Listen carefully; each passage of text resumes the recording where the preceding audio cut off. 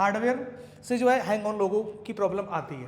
अब समस्या कहाँ से आती है? एरर वगैरह जो होता है वो शो करता है, लेकिन कई बार क्या होता है कोई भी लाइन ब्रेक हो जाती है। इनमें ये ध्यान रखिएगा कि अगर आप डेटा और क्लॉक की लाइन चेक करते हैं तो आप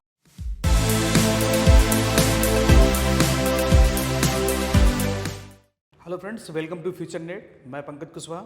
तो आज की वीडियो में हम लोग बात करने वाले हैं हैंग ऑन लोगो, यानी कि जो फ़ोन को ऑन करने पर सैमसंग, वीवो, ओप्पो, एमआई आप ऑन करते हैं और वो अपने लोगो पर ही दिखाई देता है, उसके आगे नहीं बढ़ता है। तो ये समस्या जो होती है वो दो तरीके से आती है। तो पहली प्रॉब्लम है हार्डवेयर से भी समस्या ये आती है और सॉफ्टवेयर से भी ये समस्या आती है।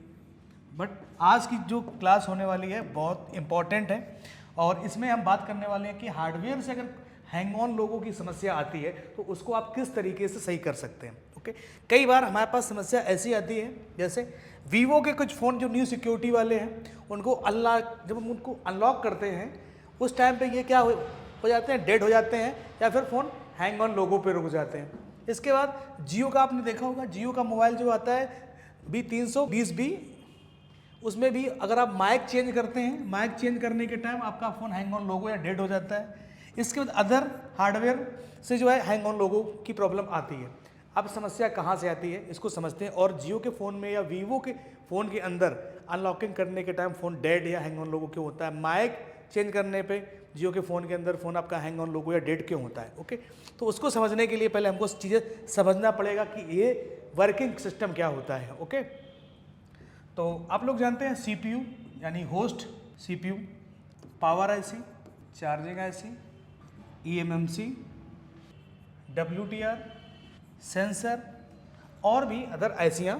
ओके, कई सारी ऐसे होती हैं, उनके अंदर किस तरह का कनेक्शन होता है, क्या चीज़ें हमें चेक करनी रहती हैं। तो जो भी इनके कनेक्शन है उसके बारे में पहले हम डिस्कस कर लेते हैं, क्या चीज़ें हमें चेक करनी होती हैं। फिर हम लोग ये जानेंगे कि जो जियो में या वीवो के फ़ोन डेड क्यों होते हैं। ओके, और आप उसको किस तरीके से सही कर सकते हैं। यहाँ पर हम कंपोनेंट नहीं ले रहे हैं, सिर्फ कनेक्शन बना रहे हैं आपको समझाने के लिए कि ताकि फालतू की चीज़ें आपके माइंड में बिल्कुल ना आए। बस जितना बताया जाए उतना ही समझने की ज़रूरत है। और हैंग ऑन लोगों की प्रॉब्लम क्यों आती है और कैसे आती है और कैसे आप उसको सही कर सकते हैं। तो ये जो CPU होता है ये क्या करता है, सभी ICयों को क्या करता है, कंट्रोल करता है। कंट्रोलिंग का जो सिस्टम होता है वो किस तरीके से होता है कि SDA सीरियल डेटा और SCL सीरियल क्लॉक और डेटा के माध्यम से जितने भी ये आपकी charging IC, power IC, eMMC IC, sensor या WTR और अदर भी ICयाँ हैं उनको क्या करता है, कंट्रोल करता है।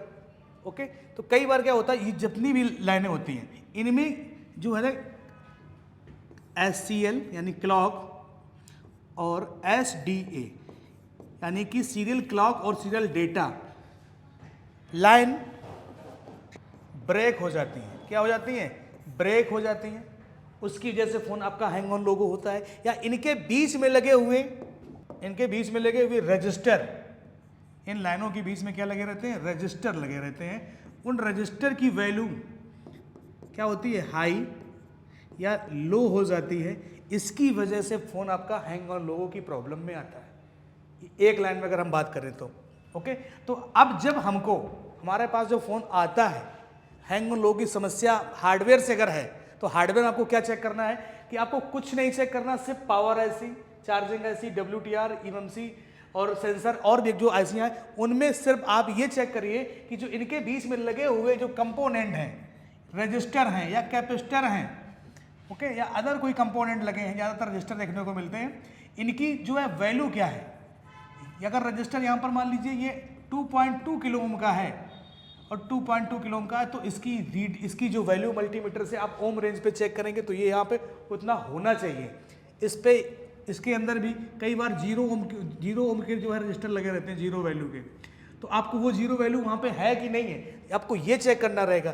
तो ये जो CPU होता है वो सभी ICयों से क्या करता है, कम्युनिकेशन करता है और एरर वगैरह जो होता है वो शो करता है। लेकिन कई बार क्या होता है कोई भी लाइन ब्रेक हो जाती है, इनमें इन कंपोनेंट में ओपन कंपोनेंट हो जाते हैं या कंपोनेंट शॉर्ट हो, स्टार्टिंग से एक एक करके चेक करना है ये लाइनें। अब ये लाइनें कैसे चेक करेंगे, इसके लिए आपको सर्किट की नॉलेज होनी चाहिए।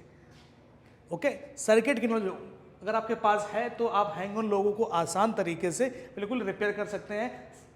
क्लॉक और डेटा की लाइन को आपको ट्रेस करना है, इनके बीच में जो कंपोनेंट लगे उनकी एग्जैक्ट वैल्यू आनी चाहिए। ओके, अब बात करते हैं कि यहाँ पे मैंने बताया था कि वीवो की जो न्यू सिक्योरिटी होती है उसको अनलॉक करते टाइम हम क्या करते हैं, CLK वाला पॉइंट, CLK यानी क्लॉक वाला पॉइंट को हमको क्या करना पड़ता है, जो जंपर करना पड़ता है। जंपर करके हमको क्या इसको टच कराना पड़ता है ग्राउंड से। तो जब ग्राउंड से कनेक्ट करते हैं कई बार क्या होता है कि इसके बीच में जो इसकी वैल्यू का जो रजिस्टर लगा होता है क्लॉक के वैल्यू का, इसकी जो रजिस्टर है इसकी वैल्यू हाई हो जाती है या फिर लो, हाई इसकी वैल्यू हाई हो जाती है तो ये हैंग ऑन लोगो हो जाता है या फिर डेड हो जाता है। तो आपको ये रजिस्टर की वैल्यू उस सेक्शन में चेक करनी है, क्योंकि हम लोग क्या करते हैं ISP करते हैं, ISP pin out. ISP pin out जब हम करते हैं तो भी हमें CLK की आवश्यकता पड़ती है, यानी कि CLK वाले पॉइंट को हमें जंपर लगाना पड़ता है। और कई बार ISP पिन आउट करते समय हमारा फ़ोन डेड हो जाता है, तो उस कंडीशन पे हमें चेक करना है इनकी सप्लाइयाँ, ओके, कि कितने रीडिंग से ओके आ रही। अब हमको क्या करना है, चलते हैं अपने कंप्यूटर की स्क्रीन पर और आपको ये दिखाते हैं कि ये चीज़ें चेक कैसे करनी है। कोई भी बोर्ड हो, कोई भी हो, XYZ, वीवो, ओप्पो, रियलमी, कोई भी हो, अगर आप ये लाइनें अगर आपको चेक करना आता है तो आप हैंग ऑन लो की समस्या को, हार्डवेयर वाली को एकदम परफेक्ट तरीके से कर लेंगे। चलते हैं स्क्रीन पे और इसके बाद हम आपको दिखाते हैं किस तरीके से हम चीज़ें देख सकते हैं, कितनी वैल्यू क्या चीज़ें होती हैं। ठीक है, तो अब हम आ चुके हैं अपने कंप्यूटर की स्क्रीन पर। तो यहाँ पर हमारे पास जो हम यहाँ पर ये PCB आप जो देख रहे हैं ये OnePlus 3T की है और यहाँ पर इसका लेआउट दिया गया है और यहाँ पे इसका डायग्राम वगैरह दिया गया है। ओके, तो चलिए हम आपको समझाते हैं। एक सेक्शन हम कोई आपको दिखा देते हैं, बाद बाकी आप सारे सेक्शन को काम कर सकते हैं। ये ध्यान रखिएगा कि अगर आप डेटा और क्लॉक की लाइन चेक करते हैं तो आपको 1.8 वोल्ट की सप्लाई मिलनी चाहिए, ये ध्यान रखिएगा। मैंने बोर्ड पर नहीं बता पाया था, बट यहाँ पर आपको बता रहे हैं।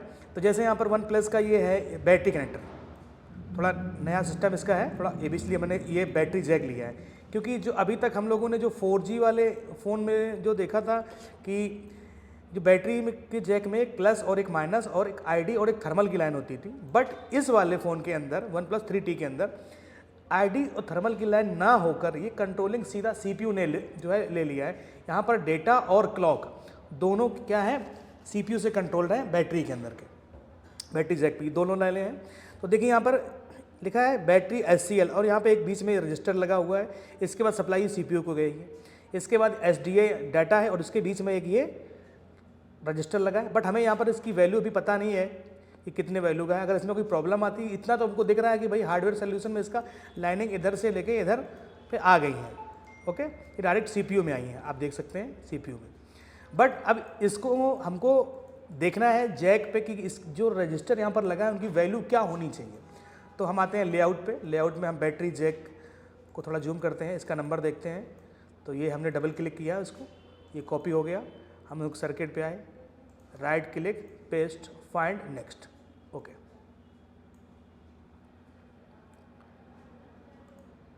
ये आ गया। तो ये हमारा है बैटरी कनेक्टर, जैसा कि आप देख रहे हैं बड़ा बड़ा।